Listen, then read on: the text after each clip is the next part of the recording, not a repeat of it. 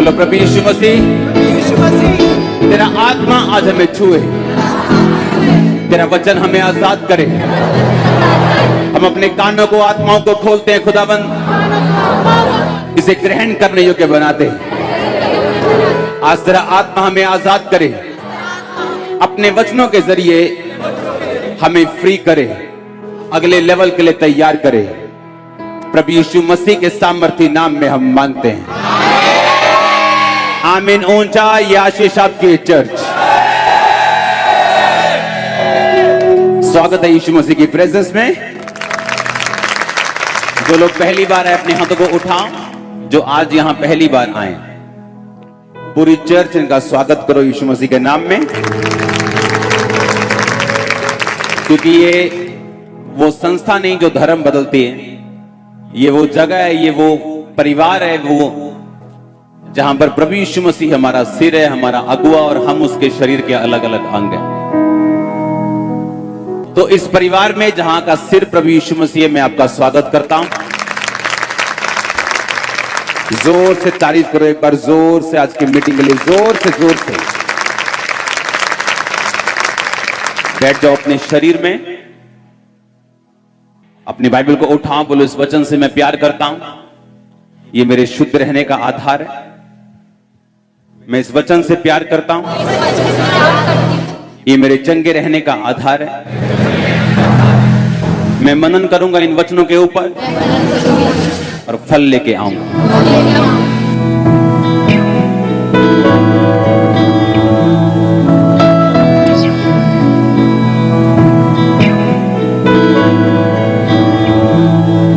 अंगीकार करो परमेश्वर, तेरा वचन आज मैं सुनूंगा, क्योंकि ये मेरे जीने का आधार है और मैं सेम वापिस नहीं जाऊंगा। ऊंची आवाज से मांगो।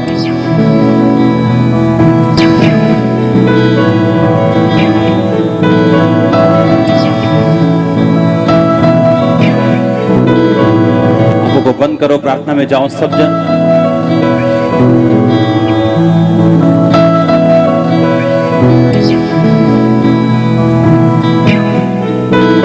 मैं अपने ध्यान को इन वचनों से नहीं हटाऊंगा।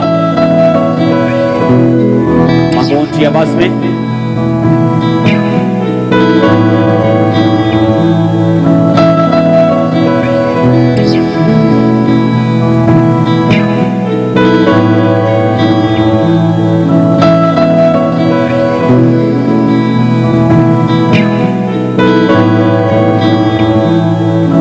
प्रभु यीशु मसीह के नाम में एक बार अपने लिए खुदाबंद की तारीफ कर दो जोर से। आज जब आंखों की टेस्टिमनीज आती हैं, आपको मालूम ये तब की है टेस्टिमनीज जब एक बार प्रार्थना हुई थी, और अभी खत्म नहीं हुई टेस्टिमनीज। टाइम नहीं है कि हर वीरवार, हर संडे आपको अकेले के लिए टेस्टिमनी कंप्लीट दी जाए, लेकिन आप नोटिस करोगे कि टेस्टिमनीज आती जाएंगी, आती जाएंगी, आती जाएंगी कंप्लीट, क्योंकि उस दिन हजारों लोग थे जिन्होंने हीलिंग पाई। कितने मिनट में? 2 मिनट में। प्रार्थना में 2 मिनट से ज्यादा नहीं लगे होंगे। हालेलुया। क्योंकि वर्ड काम परमेश्वर के वचन ने करना है, मैंने नहीं करना। अगर वो आ चुके हैं, इसका मतलब आप बनाए जाएंगे 100%। वो आपके मिनिस्ट्री के रास्ते हों, वो आपके बिजनेस के रास्ते हों, आपके परिवार के रास्ते हों, आज वो खुलेंगे और ओपन होंगे यीशु मसीह के नाम में। यूहन्ना 1 उसकी 1 आयत में लिखा है, आदि में वचन था। बोलो आदि में वचन था, और वो परमेश्वर के साथ था। फिर से बोलो आदि में वचन था, वचन परमेश्वर के साथ था, वचन परमेश्वर था, यही आदि में परमेश्वर के साथ था। सब कुछ उसी के द्वारा पैदा हुआ, जो कुछ पैदा हुआ उसमें से कोई भी वस्तु उसके बिना पैदा नहीं हुई। उसमें जीवन था, वह जीवन मनुष्यों की ज्योति था। ज्योति अंधेरे में चमकती है और अंधेरे ने उसे ग्रहण नहीं किया। एक मनुष्य परमेश्वर की ओर से आ उपस्थित हुआ, जिसका नाम यूहन्ना था। वह गवाही देने आया कि ज्योति की गवाही दे। ये ज्योति कौन है? यीशु मसीह। हाँ, क्योंकि वो जीवन था। कौन जीवन था? वचन। वही आदि में परमेश्वर के साथ था, वही परमेश्वर था, उसके बिना कुछ भी पैदा नहीं हुआ, वही ज्योति थी। लेकिन उस ज्योति को मनुष्यों ने ग्रहण, अंधकार ने ग्रहण नहीं किया। एक आदमी आया, कहता जिसका नाम यूहन्ना था, उसने उस ज्योति की यानी यीशु की गवाही दी कि ताकि लोग उस पर विश्वास करें। आगे कहता वो आप तो ज्योति ना था। कौन? यूहन्ना। कहता वो आप तो यीशु मसीह नहीं था, परंतु उस यीशु की गवाही देने के लिए आया था कि सच्ची ज्योति जो हर एक मनुष्य को प्रकाशमान करती है, जगत में आने वाली थी। वह जगत में था। कौन? यीशु मसीह। जगत उसके द्वारा पैदा हुआ, क्योंकि वचन के द्वारा जगत पैदा हुआ। सब कुछ जो देख रहे हो परमेश्वर ने अपने मुंह से, वचन से बनाया। कहता वो जगत में था, यानी यीशु मसीह अब जगत में था और जगत उसके द्वारा पैदा हुआ था, पर उसी जगत ने उसे नहीं पहचाना। वह अपने घर आया और अपनों ने उसे ग्रहण नहीं किया। कैसे? जैसे उसके सगे भाई बोलते थे, अगर तू परमेश्वर है तो अपने आप को सब पे प्रकट कर, अगर तू परमेश्वर है तो आओ हम यरूशलेम में पर्व में चले। उसने कहा मेरे तुम्हारे लिए सब समय, लेकिन मेरे लिए समय अभी नहीं आया। अपनों ने भी उसे ग्रहण नहीं किया, और बाइबल कहती जहां उसे ग्रहण नहीं किया गया वो वहां बड़े चमत्कार नहीं कर सका, लेकिन दूसरे लोगों में, अन्य जातियों में, दूसरे इजराइलियों में उसने बड़े बड़े काम किए। अंधों को चंगा किया, लंगड़ों को चलाया, आप सब जानते हैं, हाँ या ना। अब कहता पर जितनों ने उसे ग्रहण किया उसने उन्हें परमेश्वर की संतान होने का अधिकार दिया, अर्थात जो उसके नाम पर विश्वास करते हैं। वो ना तो लहू से, ना शरीर की इच्छा से, ना मनुष्य की इच्छा से, परंतु परमेश्वर से पैदा हुए हैं। वचन देहधारी हुआ और अनुग्रह और सच्चाई से परिपूर्ण होकर हमारे बीच में डेरा किया, और हमने उसकी एक ऐसी महिमा देखी जैसे पिता के इकलौते की महिमा। हाँ, फिर बोलो, वचन देहधारी हुआ। वचन कौन था? यीशु मसीह। पहली आयत फिर से पढ़ेंगे। आदि में कौन था? अब बोलो, यीशु था। आदि में यीशु परमेश्वर के, और यीशु और सब कुछ यीशु के द्वारा जो कुछ पैदा हुआ, कोई भी वस्तु यीशु के बिना पैदा नहीं हुई। अब हम देखेंगे पैदा हुआ कब। उत्पत्ति 1 उसकी 1 आयत पढ़ेंगे। उसमें लिखा आदि में परमेश्वर ने आकाश और पृथ्वी की सृष्टि की। यहां यीशु मसीह का नाम आया कहीं पे? यहां परमेश्वर है। कौन परमेश्वर? यहोवा परमेश्वर। लेकिन अगर हम इसे असली भाषा में पढ़ें, इब्रानी भाषा में, जिस भाषा में बाइबल लिखी गई थी, उसके 2 वर्ड आपकी स्क्रीन के सामने होंगे। कहता आदि में एलोहीम ने, परमेश्वर का मतलब क्या इब्रानी भाषा में? एलोहीम ने आकाश और पृथ्वी की सृष्टि की। एलोहीम का मतलब है प्लूरल ऑफ H433, यानी H433 जो वर्ड है उसका बहुसंख्यक एलोहीम है। अब H433 देखेंगे कि ये कौन सा वचन है जिससे एलोहीम बनाया गया। एलोहीम को प्लूरल यानी बहुसंख्यक किया गया, जैसे एक मछली और मछलियां। ओके, आपको समझ आ रही? यहां पर उसने कहा जो एलोहीम है वो प्लूरल वर्ड है, यानी ऐसा लिखा गया कि मछलियां, बहुत सारे आदमी। तो ये एक परमेश्वर के बारे में एलोहीम नहीं लिखा गया, क्योंकि एलोहीम वचन जो निकला वो निकला 433 से, जिसका मतलब है एलोहा, जिसका मतलब है गॉड, जिसका मतलब है एक परमेश्वर। एलोहीम का मतलब है बहुत सारे, यानी एक से ज्यादा परमेश्वर।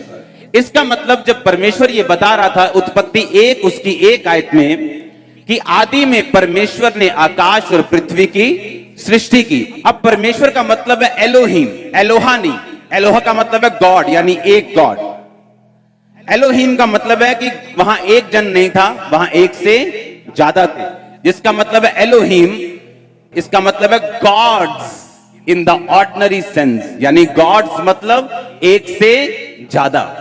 इसका मतलब जब परमेश्वर यहोवा ने पृथ्वी को बनाया तो नया नियम क्या कहता है? आदि में वचन था, वचन परमेश्वर के साथ था और वचन परमेश्वर था। अब आपको मालूम हुआ कि जो वचन था वो परमेश्वर के कहां था?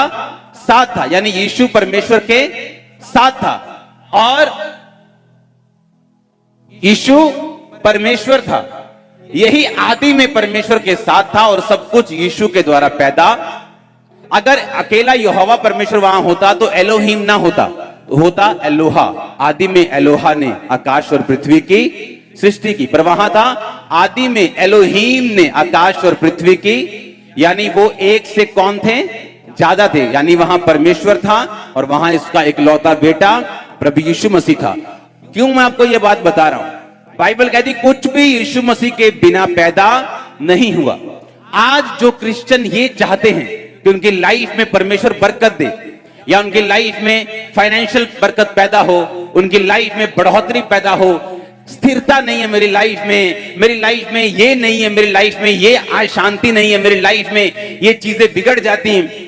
बाइबल कहती आदि में यीशु परमेश्वर के साथ था। यीशु ने और परमेश्वर ने यानी एलोहिम गॉड्स ने, बाप ने और बेटे ने, एक से ज्यादा परमेश्वर बाप और बेटा है वो एक ही। जिस तरह आप हैं और आपकी जुबान है, आप और आपकी जुबान ने देह को धारा।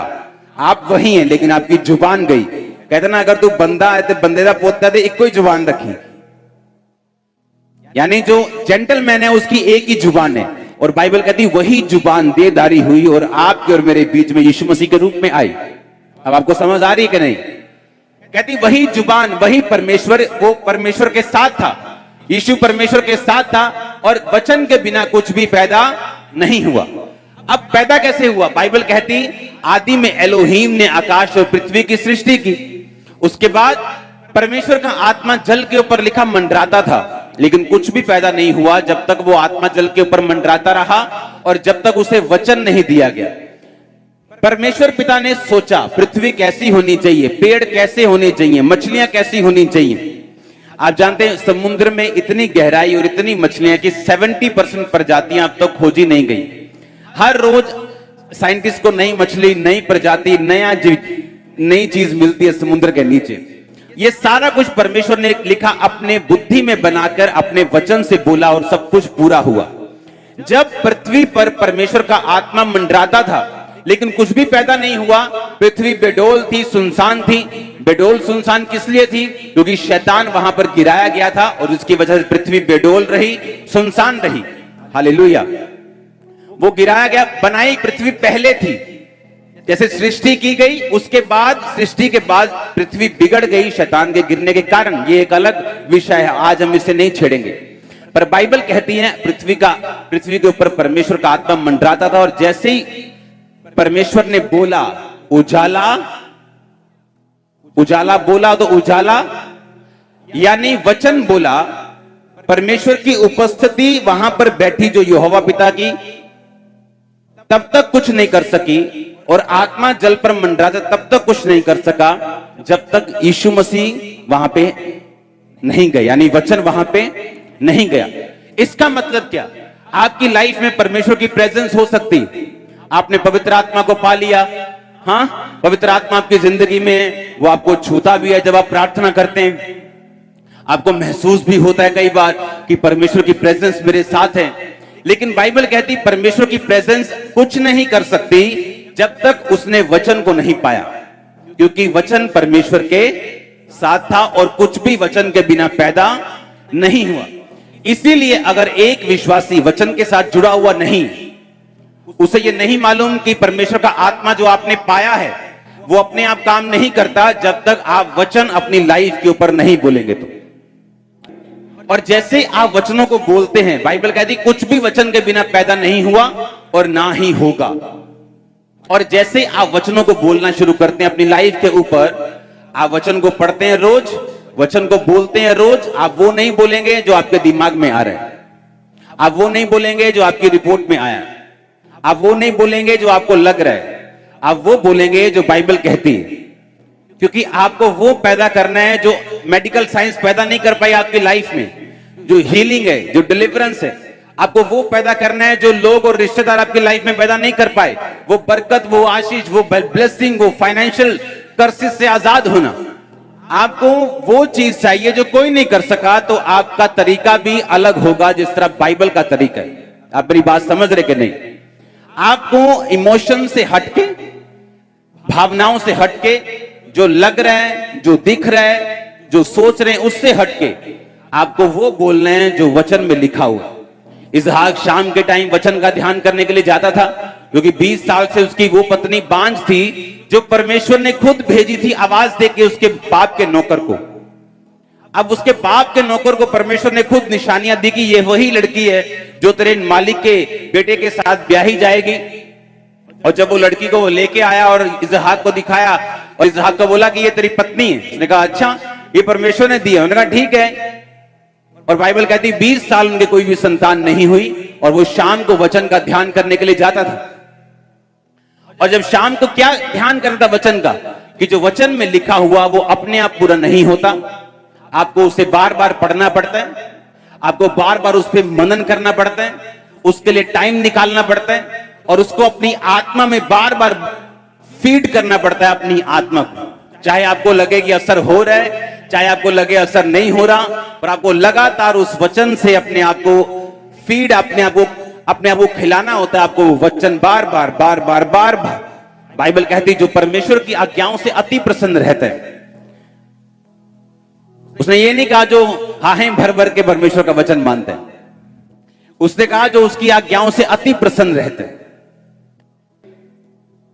वो नहीं जिसने सिगरेट छोड़ी और दूर से कोई सिगरेट पी रहा है, देखो यार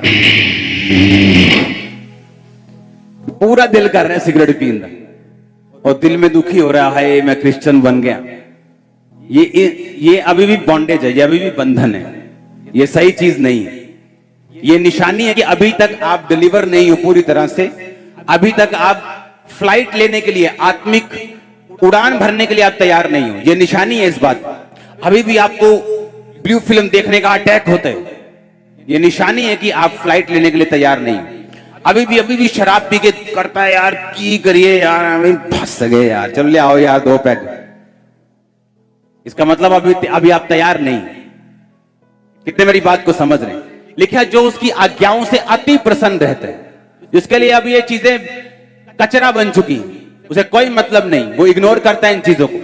इसका मतलब ये नहीं कि ये चीजें उस पर अटैक नहीं करती या उसका दिल नहीं करता, पर उसको मालूम है ये नथिंग है, ये जीरो है, ये बेइज्जती करवाने के लिए, ये डाउन करवाने के लिए, ये परमेश्वर से दूर लेके जाने के लिए, ये अपनी ग्लोरी, अपनी महिमा, अपनी लगाई गई परमेश्वर की आग पर पानी डालने के लिए।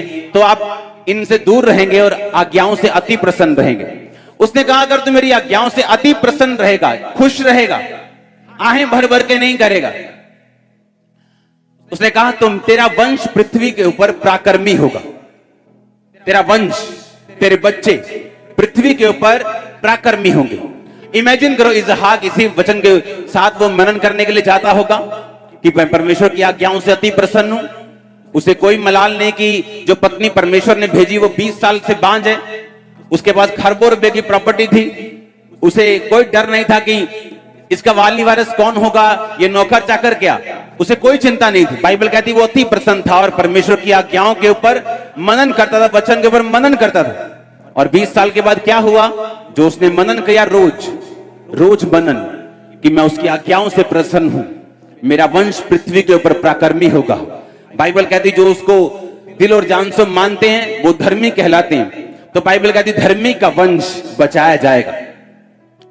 ये वचन हथियार है अगर आपको मालूम हो तो, क्योंकि एक बात याद रखो, यीशु परमेश्वर के साथ था, कुछ भी यीशु के बिना पैदा नहीं हुआ। आप 20 साल बांझ रह सकते हैं चर्च में रहते हुए भी, जब तक आप इस बात को रियलाइज नहीं करेंगे कि वचन बोलने से, वचन मनन करने से मुझे रोज इसको करना है, क्योंकि वचन के बिना अगर तब पैदा नहीं हुआ तो अब भी पैदा नहीं होगा। वो आपके बच्चों के ऊपर वचन आप अंगीकार करें, अपनी सेहत के ऊपर करें, चाहे वो आप अपने बिजनेस के ऊपर करें, चाहे आप अपनी लाइफ के ऊपर करें, दुष्ट आत्मा से ग्रसित व्यक्ति अपनी जिंदगी के ऊपर करे, आपको उस वचन को बोलना पड़ेगा बार बार, जो वचन आपके लिए बाइबल में लिखा हुआ। आमीन। पहले आपको ढूंढना होगा कि अगर मुझे बिजनेस की ब्लेसिंग चाहिए तो कौन सा वचन है, अगर हीलिंग चाहिए तो कौन सा वचन है, अगर बच्चों की बरकत चाहिए तो कौन सा वचन है, अगर बच्चे सुधरने चाहिए तो कौन सा वचन है, अगर मुझे शारीरिक चंगाई चाहिए तो कौन सा वचन है। आज कलीसिया ये सोचती है कि बस ऐसे जाओ, प्रभु को बोलो हाय प्रभु बहुत दुखी है, बस प्रभु अपने आप सुन लेगा।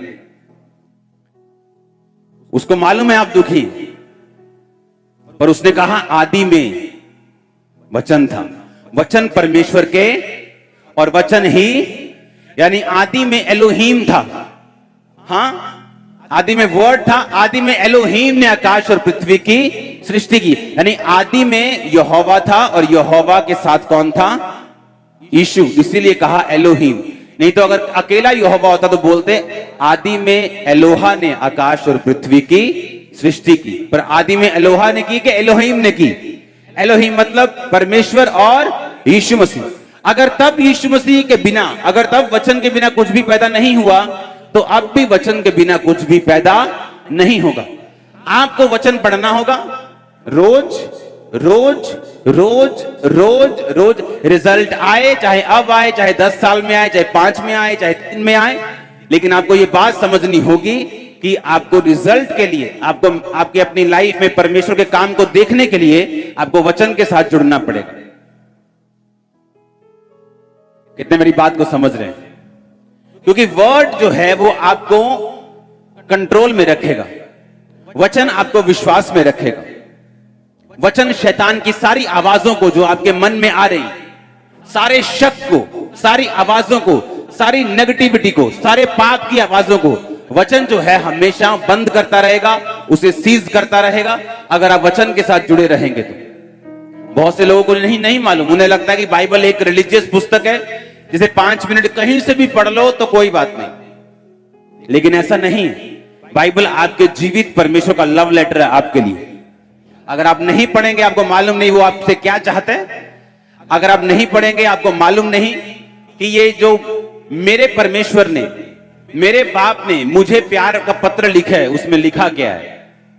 उसने लिखा है कि मैं तुम्हें सांपों और बिच्छुओं को रौंदने का अधिकार देता हूं। उसमें लिखा है तेरा वंश पृथ्वी के ऊपर पराक्रमी होगा। उसमें लिखा है तेरा वंश बचाया जाएगा। उसमें लिखा उसके कोड़े खाने से तुम चंगे हो चुके हो। उसमें बहुत सी बातें लिखी, पर मैं ये पूछना चाहता हूं, मुझे तो मालूम है मेरे बाप ने मुझे क्या लिखा, या आपको मालूम है कि नहीं? शायद इसीलिए जब मेरी लाइफ में हीलिंग नहीं हो रही थी, और मैं आपसे दावा करता हूं, मैं आपको सच कहता हूं कि मैं बाइबल कभी नहीं पढ़ने वाला था। मुझे हीलिंग से मतलब जब मैं परमेश्वर में आया कि मुझे हीलिंग मिल जाए, डिलीवरेंस मिल जाए, मैं अपने बिजनेस में जाऊं, अच्छा कमाऊं, संडे के संडे चर्च जाऊं, बस ये मेरा विजन था। लेकिन उन दुष्ट आत्माओं के अटैक जब कम होने की बजाय यीशु मसीह में आने के बाद बढ़ गए, और कुछ चीजें चंगी हो गई, कुछ बीमारियां चली गई, नशे चले गए, कुछ चीजें शैतान के अटैक बढ़ गए, तो परमेश्वर की आत्मा मुझे एक ही बात बोलती थी कि वचन पढ़। जैसे वचन पढ़ता था अटैक कम होते थे। इस तरह से वचन के साथ मैं जुड़ता रहा। जब वचन के साथ जुड़ता रहा तो वचन जब पढ़ता था तो जब वचन फिर याद होता है आपको कि कहां क्या लिखा हुआ। रोज 6 घंटे पढ़ना पड़ता था, कई बार 5 घंटे, कई बार 7 घंटे रोज वचन। इसलिए नहीं कि मैं परमेश्वर से बहुत प्यार करता हूं, इसलिए कि मेरे अटैक कम हो जाए। इस तरह से परमेश्वर ने मुझे अपने वचन में वो उसने इंट्रोड्यूस किया अपने वचन से मेरे को। और जब रोज वचन पढ़ने की आदत पड़ गई, बाइबल जब रोज खोलनी, तो मुझे मुंह जुबानी मालूम होना शुरू हो गया कि यहाँ वो वचन लिखा है, यहाँ बच्चों के लिए लिखा है, यहाँ बीमारी के लिए लिखा है, यहाँ गरीबी के लिए लिखा है, इस वचन में ये लिखा है। तो जब भी लोगों ने मेरे पास आना, मैंने उसी वचन से उनको बताना। उसने बोला मेरी ये प्रॉब्लम, मैंने कहा रुक जा, टाइम नहीं लगना बाइबल खोलते, बस सीधा टक किया और ये देख क्या लिखा है, परमेश्वर ये कहता है, परमेश्वर ये कहता है। क्योंकि जब आपको वचन मालूम हो गया, इसका मतलब आपको परमेश्वर की इच्छा मालूम हो गई। तो लोगों को यही नहीं मालूम, क्या परमेश्वर सच में चाहता कि मैं चंगाई को पाऊं? क्या वो चाहता कि मैं बरकत को पाऊं? बाइबल कहती है धन और घर पुरखाओं के भाग से और बुद्धिमती पत्नी यहोवा की ओर से मिलती है। लिखा कि नहीं लिखा? उसने ये लिखा धन शैतान से मिलता है। लेकिन प्रॉब्लम यह है कि धन का लालच, धन का प्रेम आपको परमेश्वर से दूर करते हैं। लेकिन जब आपको वचन मालूम होता है कि आपको जो कुछ भी चाहिए परमेश्वर की ग्लोरी के लिए, महिमा के लिए चाहिए, आप अपने मन में और शांतिमय तरीके से, अपनी लाइफ में और पीसफुली, सामर्थ्य से आप इस तरीके से चलना शुरू करते हैं और परमेश्वर आप पे दया करना शुरू करते हैं। हालेलुया। आप समझ रहे मेरी बात को? मैंने इंटरनेट पे क्वेश्चन पूछा कितने लोग रोज वचन पढ़ते हैं, तो 100 में से 25 लोग वचन रोज नहीं पढ़ते थे, और ये बड़ी गिनती। आपको वचन के साथ रोज जुड़ना होगा। आपको रोज पढ़ना होगा, आपको रोज मनन करना होगा, क्योंकि आप ये बात आज जान चुके हैं कि वचन के बिना आपकी जिंदगी में कुछ भी पैदा नहीं होगा। लोगों को लगता है कि मैंने ये लूका 5 बहुत बार पढ़ा है, लोगों को लगता है मैंने यूहन्ना बहुत बार पढ़ा है, मैंने मत्ती 10 बार पढ़ ली है। आप मत्ती 1000 बार भी पढ़ लेंगे ना, हर बार आपको मत्ती अलग तरह से समझ आएगा, क्योंकि वो जीवित वचन है, वो मुर्दा वचन नहीं है। आपको हर बार आप बाइबल पढ़ेंगे, आपको हर बार परमेश्वर अलग बात करेगा। वो अगर नर्सरी लेवल का बंदा पढ़ रहा है, आत्मा में नया है, वो उससे उसी लेवल की बात करेगा। कोई पीएचडी लेवल का बंदा पढ़ रहा है, वो उस लेवल की उससे बात करेगा। इसीलिए बाइबल कहती है वचन जो है ये एक धार्मिक पुस्तक की तरह आप नहीं पढ़ते, वचन जो है आप जीवित परमेश्वर के वर्ड्स की तरह आप इन्हें पढ़ते हो। हालेलुया। आप जानते बाइबल कहती परमेश्वर ने जब सब कुछ वचनों के द्वारा बनाया और उसके बाद आदम को मिट्टी से गूंथा और उसके अंदर जीवन का सांस फूंक दिया। बाइबल कहती जब जीवन का सांस आदम के अंदर फूंका तो आदम जीवित हो गया। और बाइबल ऐसा भी कहती है कि जितने वचन बाइबल में लिखे हैं परमेश्वर के, वो परमेश्वर की सांस पाए हुए हैं, वही सांस जो आदम के अंदर डाला गया था। हालेलुया। वो सेम सांस। इसलिए जब भी आप परमेश्वर का वर्ड पढ़ोगे, अगर आप डेथ फेस कर रहे हो अपनी फाइनेंशियल लाइफ में, डेथ फेस कर रहे हो अपनी स्पिरिचुअल लाइफ में, या अपनी फिजिकल लाइफ में, अपनी सेहत में, अपनी मानसिक में, अपनी मैरिड लाइफ में, जैसे आप वचन के साथ जुड़ते हैं, लाइफ आपके अंदर एंटर करना शुरू करती है। क्योंकि वो सेम लाइफ जो आदम के अंदर थी, परमेश्वर ने सांस से फूकी, वही सेम सांस परमेश्वर के वचन के ऊपर आज भी है। हालेलुया। इसलिए जो लोग रोज वचन पढ़ते हैं वो इस बात को नोटिस करेंगे कि जब भी वो वचन को पढ़ते हैं, जो वचन से पढ़ के उठते हैं, उनको ऐसा लगेगा जैसे उनकी आत्मा ने कुछ खाया है। जैसे शरीर कुछ खाता है तो बल फील होता है, उनको ऐसा लगेगा कि उनकी आत्मा ने कुछ खाया, उनकी आत्मा स्ट्रांग हुई है इस वचन को पढ़ने के बाद। हालेलुया। अपने पड़ोसी को बोलो वचन को पढ़, ऊंची आवाज में बोलो, रोज पढ़, बोल, तारीफ करो जोर से।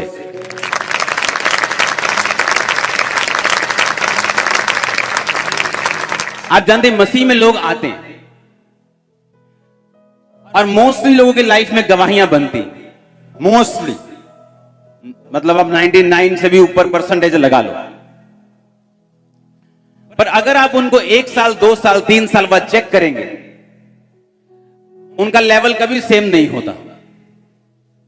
कोई बहुत बढ़ चुका होता है, कोई अभी भी पाप से संघर्ष कर रहा होता है, कोई ठीक ठीक सा होता है, कोई एवरेज सा होता है, कोई थोड़ा अच्छा होता है, कोई उससे अच्छा होता है, कोई टॉप में होता है, कोई बॉटम में होता है। आए वो इकट्ठे हैं परमेश्वर में। लेकिन ऐसा क्यों? क्या परमेश्वर ने ऐसा किया? क्या परमेश्वर ये चाहता है कि आप ये चाहते हैं अगर आपके 5 बच्चे हैं, 2 बच्चे हैं, आप चाहते हैं कि एक बहुत गरीब रहे और एक बहुत अमीर हो जाए? आप चाहते हैं ऐसा? हाँ, कितने बच्चे आपके? 3 है पास्टर जी। अच्छा 3 है, तो आप चाहते हैं कि तीनों ब्लेस्ड हो। यस। एक उनमें अगर गरीब रहो तो अच्छा चलेगा? नहीं चलेगा, पक्की बात है। आप सोचो एक इंसान, बाइबल कहती जो बुरा होकर भी अपने बच्चों को अच्छी वस्तुएं देना जानते हैं। हम क्रिश्चियन हैं, हम अच्छे लोग हैं, अच्छा एग्जाम्पल दे रहा हूं। हालेलुया। आप समझ रहे मेरी बात? लिखा इंसान बुरा होकर भी अपने बच्चों को रोटी मांगने पर बिच्छू नहीं देता। तो कहता है परमेश्वर अपने बच्चों को गलत चीजें क्यों देगा, या वो अपने मांगने वालों को अच्छी वस्तुएं क्यों ना देगा? तो परमेश्वर तो नहीं चाहता कि मेरा एक बच्चा बहुत आशीषित हो, वो लंगड़े चलाए और दूसरा पाप में फंसे, ऐसा तो वो नहीं चाहता। लेकिन कौन जिम्मेवार है इस चीज के लिए? मैं आपको बताता हूं कौन जिम्मेवार है। दूसरा राजा उसका 6 बाब उसकी 1 आयत को पढ़ेंगे। भविष्यद्वक्ताओं के चेलों में से किसी ने अलीशा से कहा, यह स्थान जिसे हम तेरे सामने रहते हैं, जिसमें हम रहते हैं, वह हमारे लिए छोटा है। हम यरदन तक जाएं, वहां से एक बल्ली लेकर वहां अपने लिए रहने का एक स्थान बनाए। उसने कहा अच्छा जाओ, ठीक है बना लो। तब किसी ने कहा कृपया अपने दासों के संग चल। उसने कहा ठीक है मैं चलता हूं। अलीशा उनके साथ गया और वो यर्दन नदी के किनारे पहुंचकर लकड़ी को काटने लगे। और जब एक जन बल्ली काट रहा था तो कुल्हाड़ी बेंट से निकलकर जल में गिर गई, इसलिए वह चिल्लाकर कहने लगा, हाय मेरे प्रभु, वो तो मांगी हुई थी। परमेश्वर के भक्त ने पूछा, यानी अलीशा ने कहा, वो कहां गिरी? और जब उसने वो जगह उसको दिखाई तब उसने एक लकड़ी काटकर उस पानी के ऊपर डाल दी और लोहा पानी के ऊपर तैरने लग गया। उसने कहा, उठा ले। तब उसने हाथ बढ़ाकर उसे ले लिया। आप इमेजिन करो, एक ऐसा प्रॉफिट, एक ऐसा नबी, एक ऐसा परमेश्वर का दास जो इतनी पावर रखता है कि हील कर सकता है, जो इतनी पावर रखता है कि पानी दो भाग कर सकता है। लेकिन आपको मालूम वो किस सिचुएशन में रह रहा है? बाइबल कहती है, परमेश्वर ने कहा 7 साल तक अकाल पड़ेगा। ये उसी अकाल का टाइम था। और अलीशा के चेले कह रहे हैं कि हमारे पास रहने के लिए स्थान नहीं है, कुछ घर बना ले। कहता, बना लो। कहता, जब वो घर बना रहे, लकड़ी काट रहे थे तो कुल्हाड़ी बेंट से निकलकर वो लोहे वाला हिस्सा पानी में गिर गया। और अलीशा का सेवक कहता, वो तो मांगी हुई थी, मतलब उनके पास इतना भी पैसा नहीं था कि उस कुल्हाड़ी को खरीद सके। लेकिन आपने कभी भी उस टाइम पर भी अलीशा को परमेश्वर की निंदा करते नहीं सुना होगा। आपने देखा होगा एलिया के टाइम में अकाल पड़ा 3 साल, हां या ना? अलीशा के टाइम में 7 साल पड़ा। अलीशा ने उस औरत को बोला जिसके बेटे को जिंदा किया था, यहां से चली जा, क्योंकि 7 साल यहां यहोवा चाहता है अकाल पड़े। मैं ये चाहता हूं कि आप अपनी लाइफ को एनालाइज करें, इसको जांचें, इसको परखें कि क्या अकाल के दिनों में, क्या उन दिनों में जब परमेश्वर आपकी जिंदगी में साइलेंट है, वो बोल नहीं रहा, आपको लग रहा है मेरी प्रार्थना को सुनना नहीं जा रहा, आपको लगता है मेरी जिंदगी के दिन में संघर्ष भरे हैं, ये लड़ाई भरे हैं, कलेश भरे हैं, तो मैं ये चाहता हूं, क्या तब भी क्या आप परमेश्वर पर ध्यान कर रहे हैं? क्या बाइबल पढ़ रहे हैं? नहीं तो अकाल के दिनों में लोग परमेश्वर से जब हटते हैं तो सामर्थ चली जाती। अकाल के दिनों में भी उनमें इतनी सामर्थ थी, बाइबल कहती है जब लकड़ी काट के डाली गई, वो लकड़ी क्रॉस को रिप्रेजेंट करती है कि जहां पर क्रॉस को इंट्रोड्यूस किया जाएगा, जहां पर क्रूस की कथा सुनाई जाएगी, जहां पर क्रूस के बारे में बताया जाएगा, वहां लोहा पानी में तैरेगा, यानी असंभव काम वहां संभव होंगे, वहां लंगड़े चलेंगे, अंधे देखेंगे, वहां कोढ़ी शुद्ध होंगे, हाँ वहां बहरे सुनेंगे। आपने सुना कि नहीं सुना? हाँ, वहां दुष्ट आत्माओं के रोगी आजाद होंगे, बीमारियों के रोगी आजाद होंगे, वहां लोग बनाए जाएंगे, उनके काम बनेंगे। आपने सब टेस्टिमनीज को सुना है, हाँ या ना? और बाइबल कहती जहां पर भी लकड़ी को उन्होंने काट के डाला, वो लोहा पानी पे तैरने लगा। वो लकड़ी क्रूस को रिप्रेजेंट करती, वो लकड़ी क्रूस को दिखाती। लेकिन मैं आपसे एक क्वेश्चन पूछना चाहता हूं, क्या अकाल के दिनों में भी आपका उस क्रूस पे विश्वास है या नहीं? क्योंकि अकाल के दिनों में अगर क्रूस पे विश्वास नहीं है तो लकड़ी, वो जो लोहा है वो लकड़ी की तरह तैरेगा नहीं, पानी पे तैरेगा नहीं, वो नीचे डूबा रह जाएगा। इमेजिन करो, उस गरीबी में भी, उस अकाल में भी अलीशा ने अपना आपा नहीं खोया। अलीशा ने कमाई करने का कोई दूसरा 2 नंबर का जरिया नहीं निकाला। उसने नशा बेचना शुरू नहीं कर दिया कि मेरे घर में तो खाना नहीं चलता, मैं तो नशा बेचे बिना हम रह नहीं सकते। अरे मांग कर खा लो, इससे अच्छा, नशा बेचने से अच्छा। बाइबल कहती है जो लोग परमेश्वर के वचन पे चलेंगे, अकाल में भी, दुखों में भी, कष्ट में भी, उन्हीं की जिंदगी में क्रूस की सामर्थ काम करेगी। इसलिए ये फर्क है, यही फर्क है। जब आदमी चर्च में आता है, टेस्टिमनी दोनों की लाइफ में बनती है, पर एक बंदा जब अकाल आता है, क्योंकि हर एक क्रिश्चियन, बाइबल कहती है, परखा जाएगा। अगर आप बेटे हैं, अगर आप सच्ची बेटी हैं, तो बाइबल कहती है अगर वो बेटा बनाएगा, बेटी बनाएगा, तो कोड़े भी लगाएगा। कहता अगर वो तुम्हें अपना बच्चा बनाएगा तो कोड़े भी लगा के जांचेगा कि सचमुच तुम उसके प्यार के काबिल हो या नहीं। क्या तुम्हें इतनी बड़ी बरकतें परमेश्वर देना जो चाहता है, क्या तुम उसके काबिल हो या नहीं? क्या तुम उन्हें संभाल सकते हो? क्या अपनी लाइफ की नेगेटिव स्थितियों में भी, दुखों में भी, जब शैतान आप पे सवाल पूछने को आप मजबूर कर देंगे, तेरी लाइफ में ऐसा क्यों हुआ, ये क्यों हुआ, ये मौत क्यों हो गई, ये फलाना क्यों हो गया, फलानी चीज क्यों चली गई, तब भी आप क्या करो उसकी पर, उसकी सामर्थ्य पर विश्वास करके बने रहेंगे, खड़े रहेंगे। इमेजिन करो, सब तरफ अकाल पड़ा हुआ है, एक कुल्हाड़ी खरीदने के पैसे नहीं, पर कुल्हाड़ी को पानी पे तराने की सामर्थ्य उसमें जरूर मौजूद है। इमेजिन करो, आज का कोई बंदा होता ना, बोलता नहीं नहीं ये पावर जो है ना, ये हेलीकॉप्टर तो आना चाहिए इस पावर में, ये जो पावर मिली है ना, इससे तो चाहे करैक्टर ढीला ही हो। इसीलिए इस बात का भी ध्यान रखो कि आपकी लाइफ में जितनी मर्जी पावर हो, अपने कैरेक्टर को ढीला मत छोड़ो। पता है क्यों? क्योंकि ये ढीले कैरेक्टर आपको लंबे टाइम में दिखेंगे नहीं। मैंने लोगों को देखा है, पावर ले ली, मिसयूज, पैसे के लिए, चीजों के लिए, एक झटका लगा, परमेश्वर ने उड़ा के वो भेज दिए वापिस।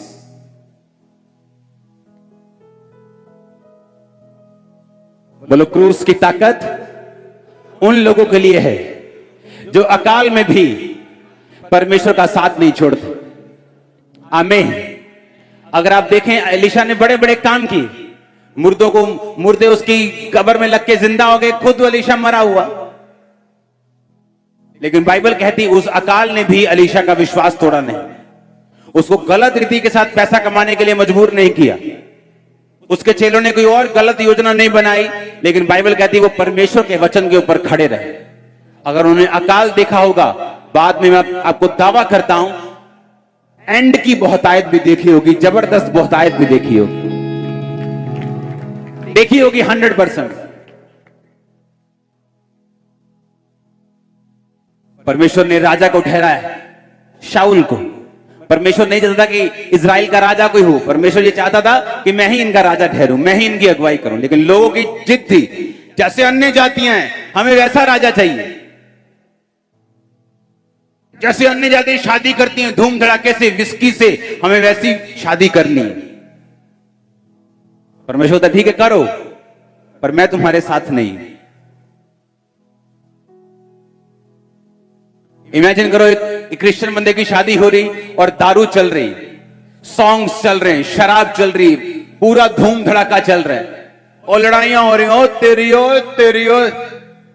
इमेजिन करो, जहां परमेश्वर की आत्मा ने आकर उस जोड़े को ब्लेस करना था और स्पिरिचुअली उन्हें ग्रेस देनी थी, क्या वहां उसका आत्मा आ पाएगा? ठीक है नहीं? साडी लड़ाई बहुत हुंदी है दोनों दी, ते विआह दी एल्बम देखो उन्हां दी पहलां ते, हाँ देखो एल्बम उनकी शादी। मैं मसीह में आने की बात कर रहा हूं, जो पहले हुआ वो भूल जाओ, वो परमेश्वर ने माफ कर दिया होगा। हाँ, मैं मसीह में आने की बात कर रहा हूं। हालेलुया। अब राजा बदलते गए, पहले शाऊल आया, दाऊद आया, सुलेमान, ऐसे राजा बदलते गए। एंड का राजा होशे था, एक राजा येहू था। अब मैं एक राजा की स्टोरी आपको बताता हूं, जब वो राजा बना उसने क्या किया। दूसरा राजा की 10, 18 से 30 को पढ़ेंगे, तब येहू यानी येहू राजा था जो परमेश्वर ने चुना था। ये वही था जिसको एलिया ने परमेश्वर से कहा था कि येहू को अभिषेक कर, एलीशा को अभिषेक कर। हाँ, ये वही येहू ने सब लोगों को इकट्ठा करके कहा, अहाब ने तो बाल की थोड़ी उपासना की, परंतु येहू उसकी उपासना बढ़कर करेगा। उसने झूठ बोला। क्यों झूठ बोला?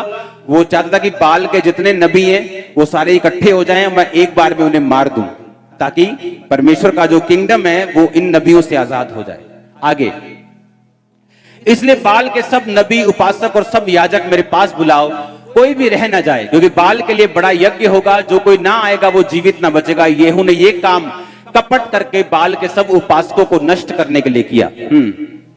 येहू ने कहा, बाल की एक पवित्र महासभा का प्रचार करो। तब लोगों ने प्रचार किया। येहू ने सारे इजराइल में दूत भेजे, तब बाल के सब उपासक आए, यहां तक कि कोई ना रह गया जो ना आया हो। वे बाल के भवन में इतने आए कि एक सिरे से दूसरे सिरे तक भर गए। तब उन्होंने उस मनुष्य से जो वस्त्र के घर का अधिकारी था कहा, बाल के सब उपासकों के लिए वस्त्र ले आ। अतः वह उसके लिए कपड़े निकाल कर ले आया। तब येहू रेकाब के पुत्र योहोनादाब को संग लेकर बाल के भवन में गया और बाल के उपासकों से कहा, ढूंढ कर देखो यहां तुम्हारे संग यहोवा को कोई उपासक तो नहीं है, केवल बाल के ही हैं। तब वे मेल बलि और होम बलि चढ़ाने के लिए भीतर गए। येहू तो 80 पुरुष बाहर ठहरा कर उनसे कह चुका था कि यदि उन मनुष्य में से जिसे मैं तुम्हारे हाथ में कर दूं कोई बच गया तो तुम्हें अपनी जान देनी पड़ेगी उसकी जान के बदले। तब वह होम बलि चढ़ा चुका और येहू ने पहरुओं और सरदारों से कहा, भीतर जाकर उन्हें मार डालो, कोई बचने ना पाए। तब उन्होंने उन्हें तलवार से मारा और पहरुए और सरदार उनको बाहर फेंककर बाल के भवन के नगर को गए। उन्होंने बाल के भवन की लाठें निकालकर फूंक दी और बाल की लाठ को तोड़ डाला। बाल के भवन को ढाकर शौचालय टॉयलेट बना दिया और वो आज तक ऐसा ही है। यो येहू ने बाल का इज़राइल में से नाश कर कर उसे दूर किया। तो भी नबात के पुत्र यारोबाम जिसने इज़राइल से पाप करवाया था उसके पापों के अनुसार करने बेतेल और दान में सोने की बछड़ों की पूजा, उससे येहू अलग ना हुआ। यहोवा ने येहू से कहा, इसलिए कि तूने ये किया जो मेरी दृष्टि में ठीक है और अहाब के घराने से मेरी इच्छा के अनुसार बर्ताव किया, तेरे पड़पोते के पुत्र तक तेरी संतान इज़राइल की गद्दी पर विराजती रहेगी। इस वचन को ऐसे ही रखना।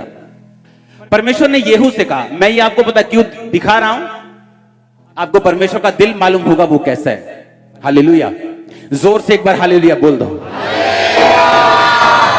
आप जानते येहू ने अहाब के घराने को खत्म किया था। अगर आप इस 10 बाब को शुरू से पढ़ेंगे एक ऐसे आपको मालूम होगा। बाइबल कहती अहाब जो था वो इज़राइल से दूसरे पूजा करवाने वाला था मूर्तियों की, और परमेश्वर उससे नाराज था। और परमेश्वर ने येहू को चुना और बोला अहाब के पूरे घराने को नष्ट करना। उसने अहाब को मारा, अहाब के 70 बेटों को मारा। उसके बाद बाल के सब नबी इकट्ठा कर लिए, उन्हें कहा कि सब आ जाओ, बड़ा प्रोग्राम है तुम्हारे लिए। सारे आगे होते तो ये अंधे गूंगे बहरे, इनको मालूम तो होता नहीं होने क्या वाला है। अंदर आगे उसने कहा कपड़े दे दो इनको, मगर ले अभी कपड़े, कितने सोने कपड़े। इतना ही बताइए तुम ये हार डल रहे हैं बकरों के जैसे, तुम कटने वाले। उसके बाद उसने कहा कि जितनों के कपड़े डले अपने बंदों को बोल दिया इनको मार दो, और उन्होंने मार दिया। और परमेश्वर ने देखा, क्या देखा आप जानते, परमेश्वर ने जब दाऊद से खुश होकर कहा था कि जब तक तेरा वंश होगा, तेरा वंश हमेशा इस गद्दी के ऊपर विराजमान रहेगा। कितने मेरी बात को समझ रहे हैं? हमेशा के लिए। क्यों? क्योंकि दाऊद से परमेश्वर खुश था। बाइबल कहती बैतशेबा के अलावा पूरी उम्र भर उसमें कोई भी कमी नहीं पाई गई। उस कमी का उसको रिजल्ट मिला, उसको पाप का सिला मिला, उसके घर में तलवार चली, बहुत सी दुख उसको आए, वो अलग बात है। लेकिन बाइबल कहती दाऊद परमेश्वर के दिल के अनुसार चलने वाला इंसान था। और जब परमेश्वर के अनुसार, वचन के अनुसार वो चलता था, तो परमेश्वर ने कहा था तेरे वंशों तक, तेरे पोते, पड़पोते, पड़पोतों के पड़पोते, उनके पड़पोते, हमेशा इस गद्दी के ऊपर तेरा ही वंश विराजेगा। हालेलुया। और उसके वंश ने अगर गलतियां भी की तो भी परमेश्वर ने पूरा इज़राइल उससे नहीं लिया। परमेश्वर ने कहा यहूदा के ऊपर तेरा वंश विराजता रहेगा, क्योंकि इन्होंने गलतियां की हैं और तेरे अनुसार जिस तरह तू मेरे साथ चलता था उस तरह ये नहीं चले। पर उसकी गद्दी परमेश्वर ने नहीं दी। अब अगर आप बाकी राजाओं को देखो, किसी ने 2 साल राज किया, किसी ने 16 साल राज किया, किसी ने 12 साल राज किया, किसी ने 20 साल राज किया, और इतने सालों में वो उतरते गए या मरते गए या किसी न किसी वो साजिश का शिकार हो जाते थे। पर येहू ने क्या किया? जब येहू आया तो इसने पहले तो अहाब को मारा, उसके वंश को मारा। तब मारना अलाउड था शारीरिक रूप में, अब मारना अलाउड नहीं। उसके बाद उसने क्या किया? उसने बाल के नबियों का नाश किया, बाल की जगहों का नाश किया। बाइबल कहती पर कुछ कमियां येहू की जिंदगी में रह गई। परमेश्वर कहता है कुछ कमियां रह गई, इसलिए मैं तुझसे ये वायदा करता हूं कि तेरी घराने के ऊपर तेरी संतान जो है वो कितने तक? पड़पोते के पुत्र तक। कहता जितने काम तूने कर दिए, तेरा पोता, उसका बेटा और उसका बेटा, यहां तक तेरे जो वंश है वो इस गद्दी के ऊपर विराजमान रहेगा। अब मैं आपसे एक क्वेश्चन करता हूं। येहू को परमेश्वर ने कहा तेरे पड़पोते के बेटे तक इस गद्दी पे जिस पर तू बैठे है विराजमान रहेंगे, इसे कोई छीन नहीं पाएगा, कोई बंदा तेरे साथ गद्दारी करके इसको ले नहीं पाएगा। अब मैं आपसे एक क्वेश्चन करता हूं। दाऊद को परमेश्वर ने कहा मैं तेरे वंशों तक, जब तक तेरा वंश रहेगा इस गद्दी पर कोई ना कोई विराजमान रहेगा। और किसी किसी राजा को 20 साल भी राज करने नहीं दिया, और किसी किसी राजा को यह बोला कि तेरे पोते के बेटे तक मैं तुम्हें राज करने दूंगा। अब फर्क क्या है? आपको मालूम हुआ फर्क क्या है?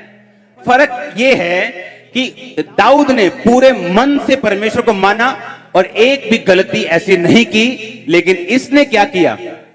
इसने 29 आयत में लिखा, इसने बाकी सारे काम तो किए पर बछड़ों की पूजा से येहू अलग नहीं हुआ। पॉलिटिकल रीजन के कारण कि उसके राज में कुछ लोग हैं जो ऐसे काम करते हैं। अगर वो ऐसे उनको खत्म करता है तो वो राजा से नाराज रहेंगे। एक तबका उसका खिलाफत रहेगा, एक तबका उसका विरोधी रहेगा। Political reason. और परमेश्वर ने कहा यह कारण कि तूने मेरी बात तो सुनी, अहाब दुष्ट के घराने को खत्म कर दिया, बाल को खत्म कर दिया, तूने सारे काम कर दिए, लेकिन तू एक कमी तेरी लाइफ में थी। अब मैं तुम्हें दाऊद के जैसे ब्लेस तो नहीं करूंगा वंशों तक, लेकिन हां तू इतना आशीष पाएगा कि पड़पोते के बेटे तक तुझे वंश तेरी गद्दी पर बैठेगा। अब मैं आपसे यह पूछता हूं, अब आप ये सोचो कि जो कुछ मनुष्य ने परमेश्वर के साथ किया उसी के जैसा बदला परमेश्वर ने उनको दिया। अगर किसी ने पूरा परमेश्वर को माना, परमेश्वर ने कहा तेरे वंश वंश वंश चलते रहेंगे जब तक धरती पे रहेंगे। किसी ने ठीक ठीक किया, परमेश्वर ने कहा ठीक ठीक आशीष मिलेगी। किसी ने अच्छा किया, परमेश्वर कहता पड़पोते के बेटे तक तुम्हें आशीष दूंगा। किसी ने गलत किया और अहाब के जैसा, यारोबाम के जैसा बाइबल कहती है काम किया, किसी को 2 साल राज मिला, किसी को 4 साल मिला, किसी को 10 साल मिला, किसी को 19 साल मिला, लेकिन उसके बाद वो राज आगे नहीं चला। इसका मतलब आप कितना बढ़ सकते हैं, इसका मतलब आप प्रभु से क्या ले सकते हैं, ये परमेश्वर पे निर्भर नहीं करता, आप पे निर्भर करता। आमीन। बाइबल कहती है वो न्यायी परमेश्वर है, वो न्याय करने वाला परमेश्वर है। वो आपको वही देगा जो आपने बोया था। अपनी जवानी के दिनों में हर जगह मुंह मार के 15 बॉयफ्रेंड 15 गर्लफ्रेंड बना के आप एक्सपेक्ट नहीं कर सकते आपको अच्छी पत्नी अच्छा पति मिलेगा। मैं आपको मैं सीधा बता रहा हूं ऐसा होगा, आप नहीं एक्सपेक्ट कर सकते। आप सोचिए मत, ये भूल जाओ आप कि जवानी में गंद डाल के पूरा आप फिर बोलोगे आपकी मैरिड लाइफ सेट हो जाए, ऐसा नहीं होगा। क्योंकि जो कुछ आप परमेश्वर को आज देंगे परमेश्वर उसको चेक करेगा और आपका फ्यूचर वैसा ही होगा। जो कुछ आपने मसीह में आने से पहले किया वो जितना मर्जी बड़ा पाप क्यों ना हो,